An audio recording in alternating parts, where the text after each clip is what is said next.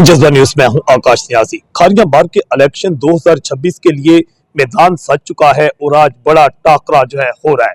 वहां पर सदारत की सीट पर और इसके साथ दीगर सीटों पर नायब सदर, finance secretary, library secretary, joint secretary, auditor secretary, general secretary की सीट पर कांटेदार मुकाबला होगा।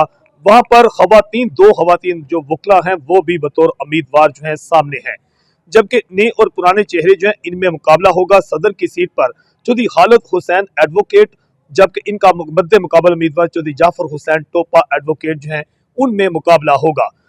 इस हम आपको बताते चलें कि इत्तेहाद अलायंस ग्रुप के नामजद उम्मीदवारों में चौधरी खालिद हुसैन एडवोकेट 2000 में थे, 2009 में ये सेक्रेटरी मुंतब हुए थे और 2016 में इन सदर खारिया बार मुंतब हुए थे। जबकि अलायंस ग्रुप के नामजद उम्मीदवार बराए सदारत चौधरी जाफर हुसैन टोपा 2014 में ये सेक्रेटरी मुंतब हुए थे और 2021 में सदर खारिया मुंतब रह चुके हैं। अलायंस ग्रुप मुसलसल 10 सालों से खारिया बार में बरसरे इक्तदार आ रहा है, जबकि 10 साल कबल सदर मुंतब होने वाले खालिद हुसैन एडवोकेट दोबारा सदारत के लिए मैदान में है।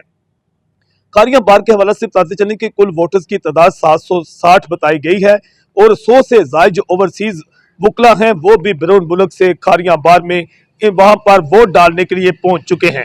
जनरल सेक्रेटरी की सीट पर इमरान मुगल एडवोकेट का मुकाबला वकार अमजद मराला एडवोकेट के साथ होगा, जबकि नायब सदर की सीट पर अब्दुल सत्तार कुरैशी का मुकाबला मिर्जा शेराज आलम के साथ होगा, जबकि फाइनेंस सेक्रेटरी की सीट पर चौधरी जीशान गोंदल का मुकाबला सैयद हसामुल हसन के साथ होगा।